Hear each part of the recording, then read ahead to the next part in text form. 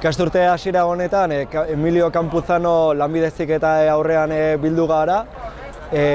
Mobilizazioak deitu ditugu labetikan, Araba, Bizkaia eta Gipuzkoako ikastetxe guztietan.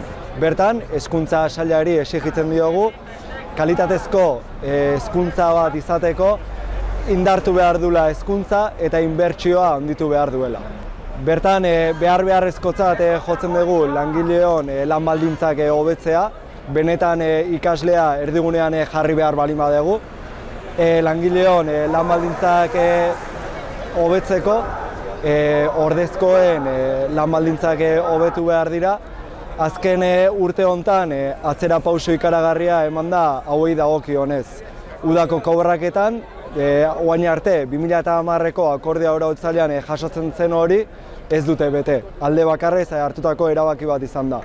Lan-kargei dagokionez ere, langile guztiei eragiten diogun zerbait da, izan ordezko zein karrerako funtzionari, eta lan-kargek suposatzen dute gaur egunean langileontzako lan baldintzen okertze handiena. Azkenengo urteetan, gainera burokratikoki lanak asko igo direlako.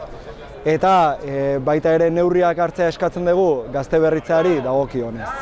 Beraz, mobilizazio hauen bitartez, hezkuntza sailari exijitzen diogu inbertsioa handitu dezan hezkuntza publikoan, eta salatu nahi dugu ordezkoek gaur egunean bizi duten egoera hori. Gaur, irailak 11ean hasi dugun mobilizazio hau zabaltzea eskatzen dugu, eta 13 bitarte ikastetxe guztietan mobilizatzera animatzen zaituztegu.